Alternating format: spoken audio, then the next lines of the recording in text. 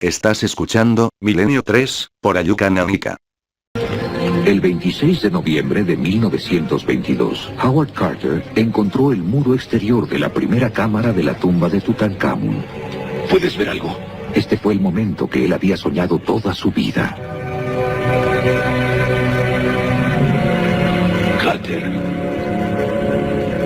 Por favor, ¿puedes ver algo? Sí. Sí. Cosas maravillosas. Cosas maravillosas.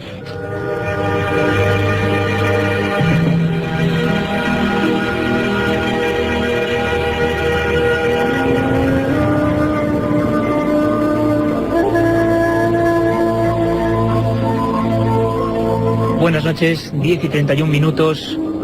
Una noche exactamente como la de hoy, hace 80 años, se producía el mayor hallazgo de la historia de la arqueología. Escuchábamos a Lord Carnarvon y a Howard Carter, nerviosos, contemplando una imagen que nadie más ha podido ver y que estaba encerrada ahí desde hace milenios. Hace 80 años, una noche como hoy, comenzaba no solo el descubrimiento de la tumba del faraón niño, sino también la maldición de las momias.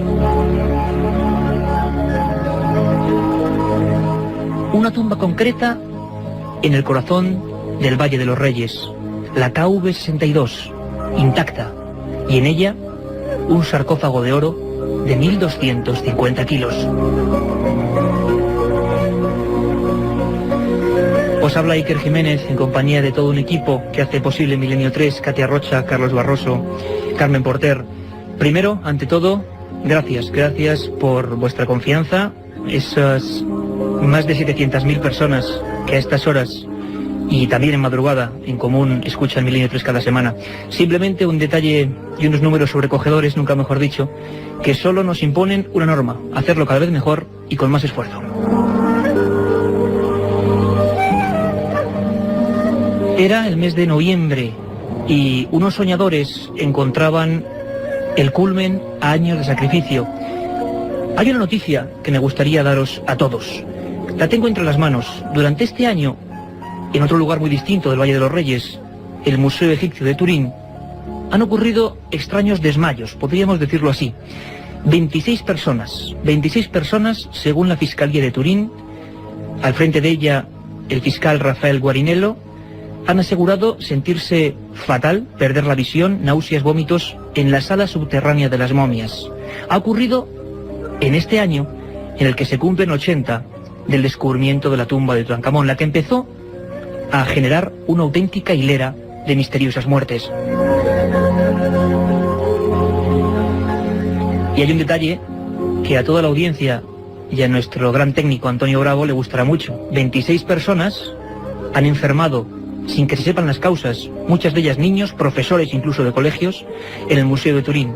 26 personas, las mismas, el mismo número de fallecidos en aquellos primeros años que asolaron a los herejes que se atrevieron a romper los sellos de la tumba de Tutankamón.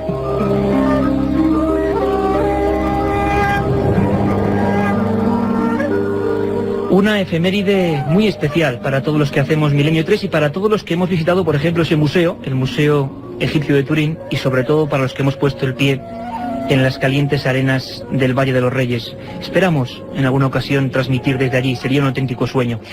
Nos acompaña hoy un amigo muy especial.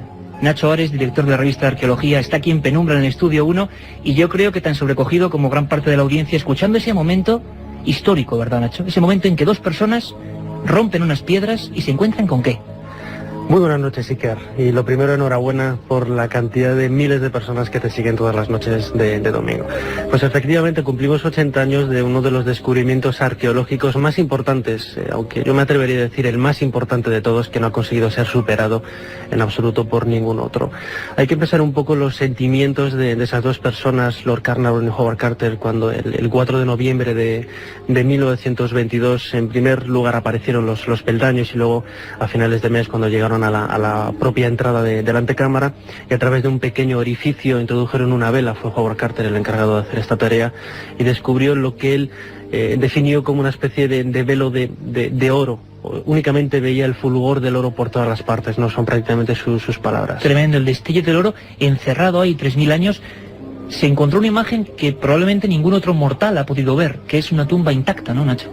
Sí, es una de las, quizás el detalle que ha dado protagonismo a todo este descubrimiento es precisamente eso, que es la única tumba intacta real si dejamos de lado un poco las que descubrió Pierre Montet en Tanis, al norte de Egipto, que eran también tumbas reales, pero no tenían desde luego ni la fastuosidad ni pertenecían a una de las etapas de la historia de Egipto más controvertidas, como es la época de Amarna, con el faraón Akenatón, etcétera. Nacho Ores, director de la prestigiosa revista de arqueología, nos ha traído un documento excepcional.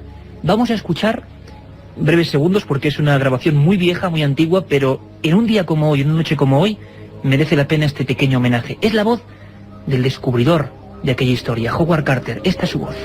33 centuries had passed since human feet last trod the floor on which we stood, and yet the signs of recent life were around us.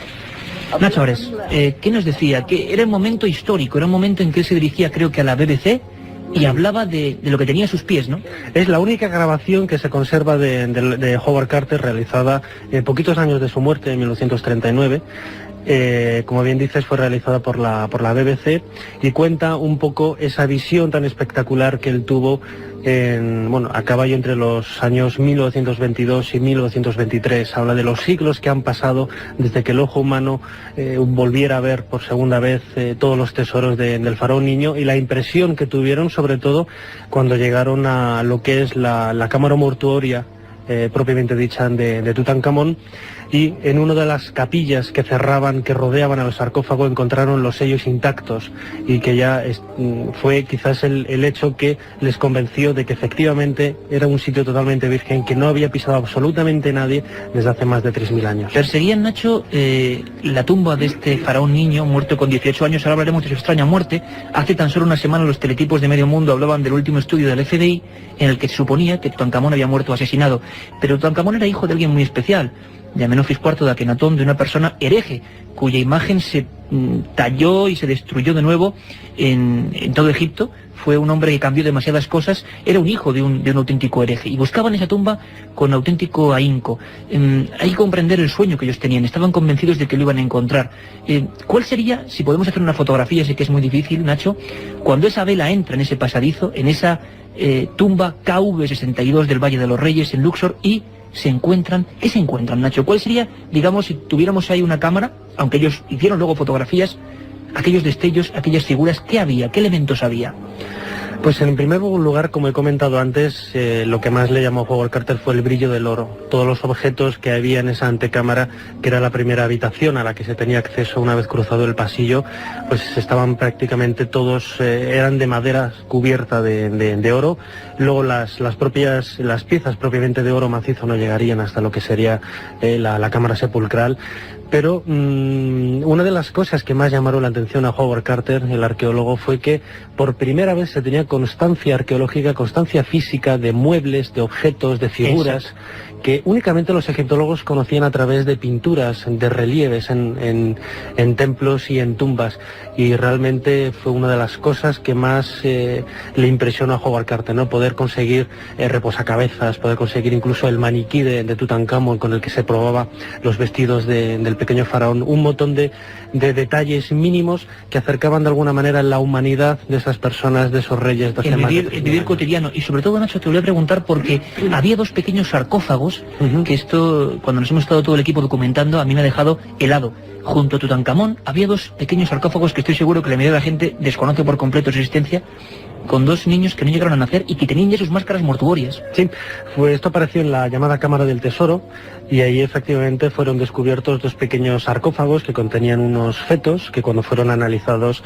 en la década de los 20, pues no se ha podido demostrar si efectivamente eran hijos de Tutankamón y Angesenamón, el matrimonio real, y que todavía estamos un poco pendientes de los estudios de ADN, pero es bastante insólito encontrar este tipo de hallazgos. Hay un pequeño paralelismo en la tumba de uno de los hijos de Ramsés III en el Valle de las Reinas. También fue descubierto un feto, quizás como una especie de símbolo de renacer para ir acompañado de estas pequeñas criaturas en el más allá, pero todavía es un enigma histórico. Había inscripciones extrañas en esa tumba, había inscripciones que más o menos orientaban a que no se podía violar aquel espacio sagrado, aquel espacio del que saldría el alma, y viajaría hacia ese otro mundo, que era prácticamente un mundo misterioso, pero para el que los egipcios preparaban toda su vida, toda su existencia.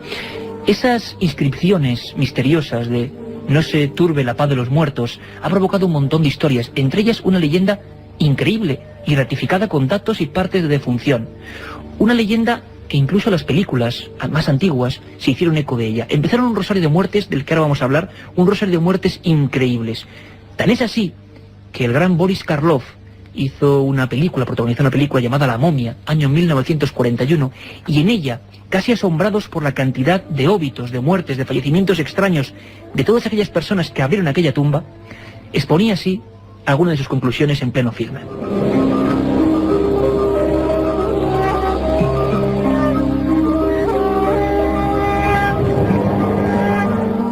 Yo diría que este pobre diablo tuvo una muerte terrible. Se contorsionó dentro de la caja. Mire los vendajes. ¿Enterrado vivo? Una ejecución por traición, supongo. Tal vez la respuesta esté en ese cofre que encontramos. Ya veo que no descansará usted hasta que abra el cofre. Adelante, tráigalo y lo abriremos. La madera está totalmente podrida. Muerte, castigo eterno para cualquiera que abra este cofre en el nombre de Amon-Ra, rey de los dioses. Piense que no todas las maldiciones se han debilitado. Algunas de esas maldiciones siguen teniendo su poder. Pienso que ese cofre traerá desgracia a quien lo abra. La otra realidad. Milenio 3.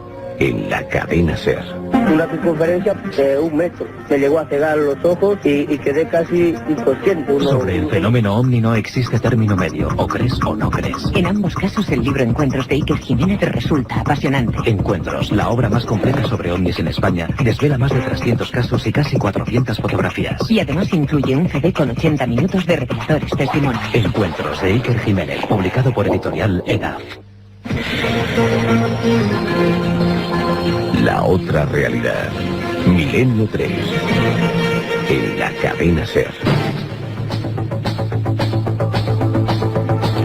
Y hacemos un breve paréntesis. Siempre sabéis que hay una segunda edición de Milenio 3 de 3 a 4 de la madrugada con un montón de contenidos. Un pequeño avance, Carmen Porter. Pues sí, Iker, porque la noche viene cargadita, la madrugada, mejor dicho. Nos iremos hasta Badajoz, donde nuestro corresponsal nos hablará sobre los últimos avistamientos ovni que se están produciendo en la zona y en los que ha intervenido nada menos que la Policía Nacional. También contactaremos con Córdoba. Desde allí José Manuel García Bautista nos hablará sobre la exposición de la Sábana Santa que se está llevando a cabo en Cabra. Iker, además, ¿sabes qué? Es la primera vez que se hace una talla a tamaño natural del hombre de la sábana. Hablaremos de ello. Viajaremos hasta Estados Unidos, donde nuestro corresponsal de la cadena SER, Javier del Pino, nos dará la última hora sobre un informe que está realizando la NASA sobre la llegada del hombre a la Luna. También inauguraremos una nueva sección, La Historia Perdida, que trata sobre enigmas del pasado y de la cual se encargará nuestro invitado de esta noche, Nacho Ares.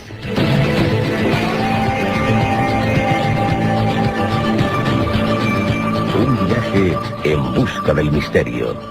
Milenio 3. En la SER.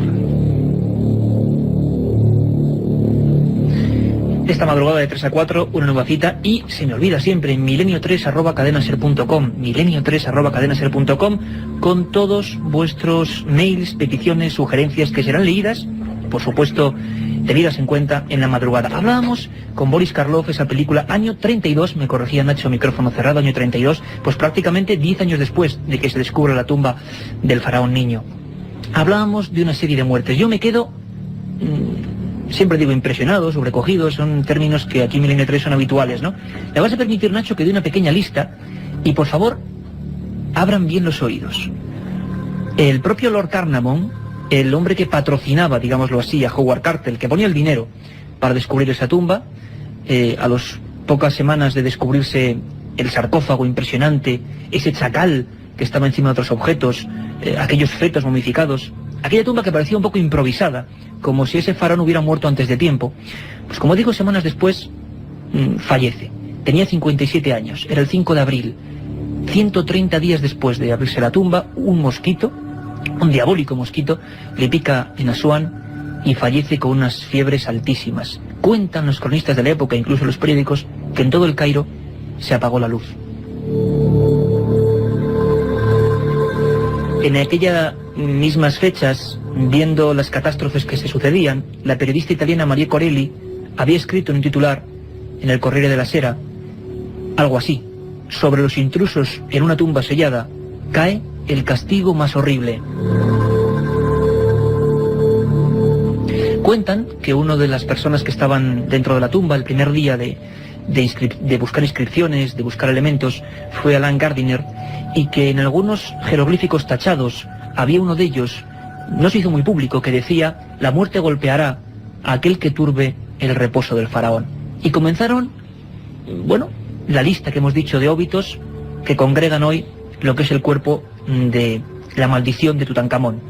El primero en caer después de Lord Carnarvon, si podemos decirlo así, fue Aubrey Hebert, que era hermano de Lord Carnarvon, que ante la impresión de la muerte de este se suicida en un arrebato de locura y se lanza al vacío. El secretario de Lord Carnarvon, también horas después prácticamente, Richard Bechtel, se lo encuentran muerto en la cama, enfermedad desconocida, esto se repitió muchas veces, y el parte médico decía supuesta embolia. Poco después, los Wehrstein se lanza al vacío desde un 7º piso. Era el padre de ese secretario. Muy poquito después, el profesor Lafleur, de Canadá, que era el primer científico norteamericano que entraba en esa tumba, siente un tremendo estado febril, un calor impresionante. Muere en Luxor sin que los médicos se lo expliquen. Arthur Maas, del Metropolitan Museum de Nueva York, ni más ni menos, trabajaba con Carter en la catalogación y ordenación del material. Se siente también con esa extraña fiebre y muere cuando es trasladado a Estados Unidos porque no quería recibir cuidados en Egipto. Así, uno tras otro. Por ejemplo, Salem Ben Hamdi, que era el que practicó la autopsia, la primera autopsia al propio faraón, murió con esas fiebres extrañas, fiebres que alcanzaban 43 grados de temperatura, que descomponían prácticamente la sangre. Una lista, uno tras otro. Henry Bristol, Jack Gould, Evelyn White, George Benedict, Mario Pasanova, todos muertos uno tras otro. Todos ellos habían estado en aquellos primeros días en la tumba del faraón niño.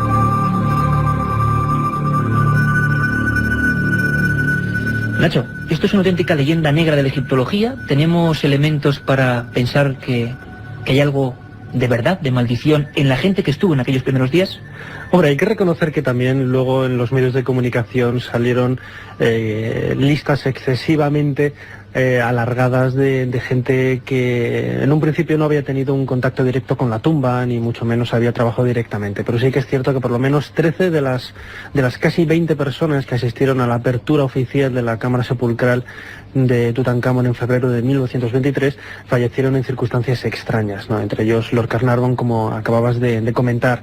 Y muchos de ellos además en situaciones muy similares, presentando síntomas de fiebre y ante situaciones de salud que en absoluto preveían la situación de fallecimiento. Ahora hablaremos de las hipótesis que hay hasta hoy en día de realmente por qué murió toda esa gente que se componía, digamos que era el equipo principal que entró en aquella tumba.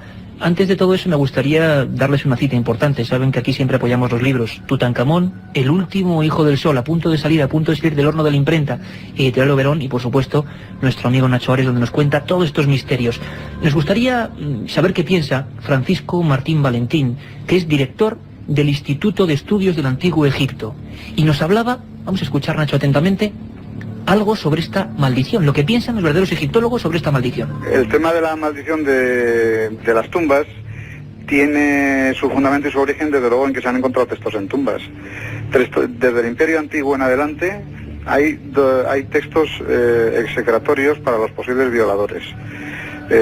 Por ejemplo, durante la dinastía IV concretamente, y en la zona precisamente de la ciudad de los obreros de las pirámides de Giza, existe ya un antecedente de una amenaza al posible violador con castigos de que, en fin, si viola la tumba y no es piadoso, le atacará el cocodrilo, el león y la serpiente. Pero esto sigue durante toda la historia de Egipto. Esto tomó carta de naturaleza con el tema de Tutankamón, con motivo pues de la serie de muertes irregulares, vamos a decir, o sospechosas que se produjeron a partir del descubrimiento de la tumba y de la apertura de la tumba. Ciertamente es una secuencia, digamos, poco común el ritmo de muertes que se produjeron de las personas que intervinieron en el descubrimiento. Francisco Martín Valentín nos hablaba de muertes irregulares, el director del Instituto de Estudios del Antiguo Egipto. Personas que han viajado, que saben con todos los datos lo que hay y que evidentemente ante este filón o a luz de datos solo se puede, mostrar cierto escepticismo, pero ahí están, casi toda la gente, menos precisamente Howard Carter, que fue el primero que entró allí, aunque dicen que al día siguiente le picó un alacrán, y lo cuentan las crónicas, pero es el único que no falleció de manera extraña. Nacho, se especulan varias teorías.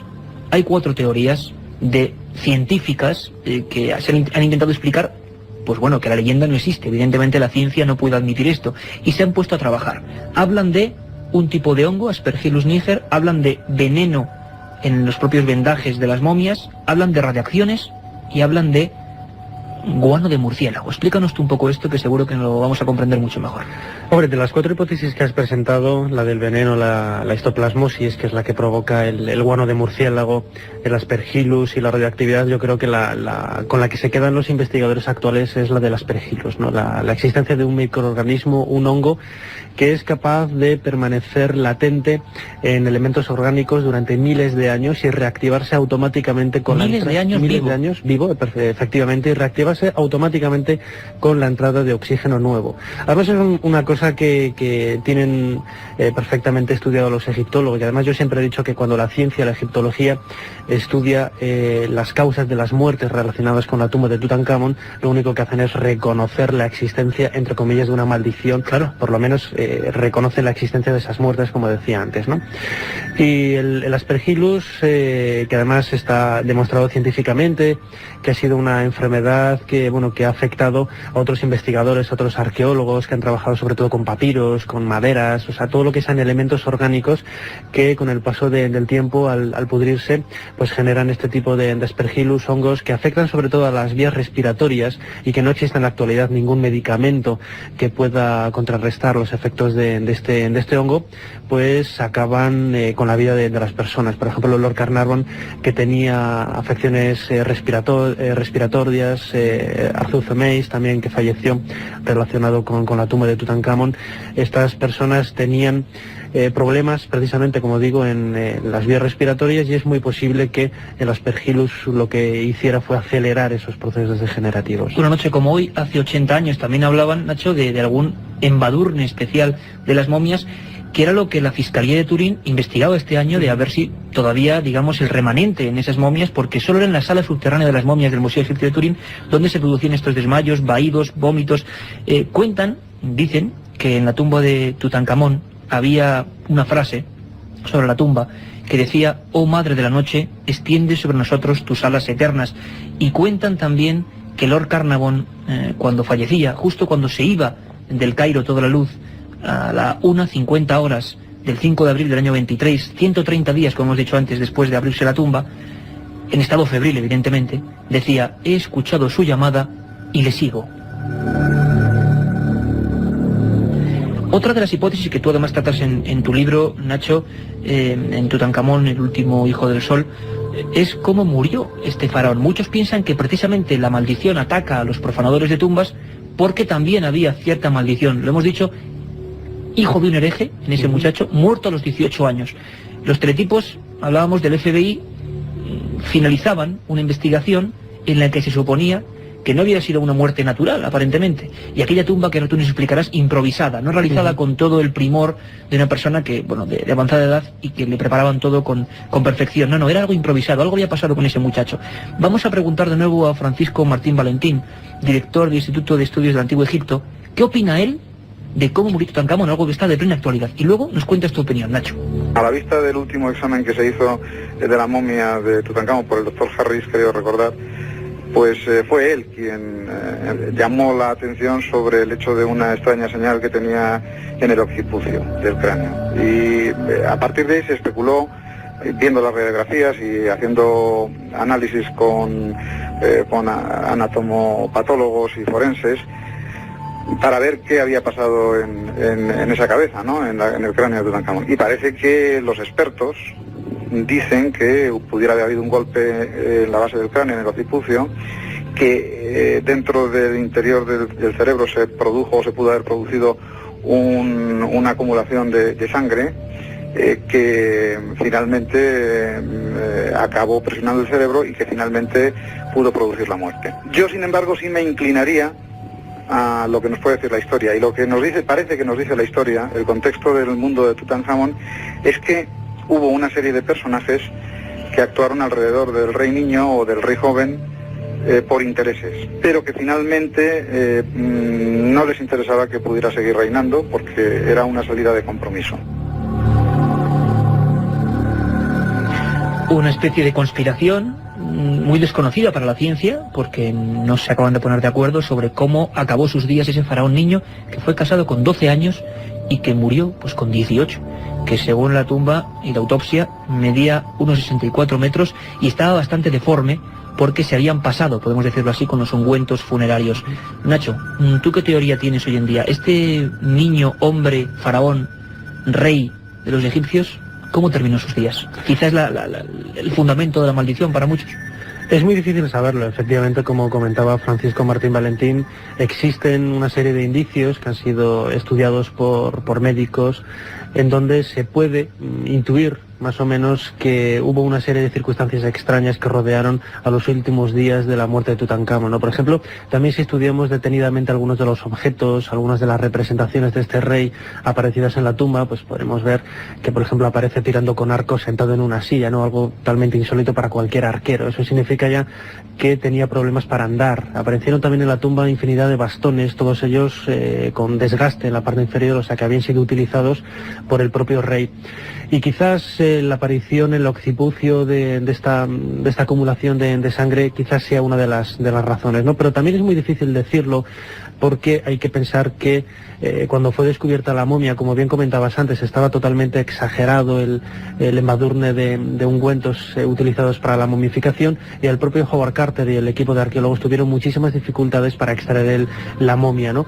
Y en esa extracción también se deterioró muchísimo el cráneo, y los forenses de hoy tienen lógicamente grandes dificultades de saber qué es lo que se estropeó en el cráneo en 1923, 24, 25, cuando fue analizada la momia, o realmente si esos problemas que tiene la anatomía actual de la momia derivan directamente de la figura de Tutankamón de hace casi 3.000 años. Ahí está el misterio, el Museo Egipcio de Turín, 26 desmayos, 26 muertes a lo largo de los años, y vamos a acabar con un sonido muy especial, unas trompetas que son las del ajuar funerario de Tutankamón, grabadas en 1939 por la BBC. Vamos a escucharlo.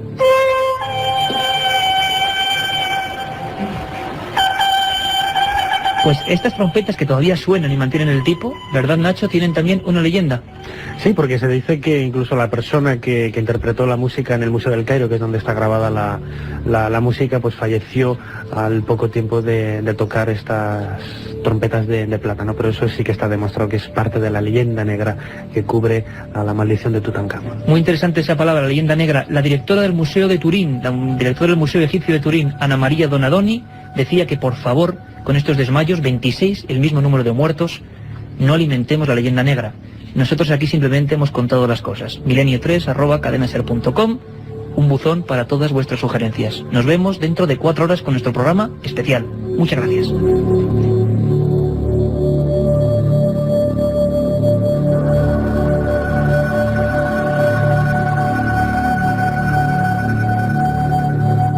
Un viaje en busca del misterio. Milenio 3, en la SER.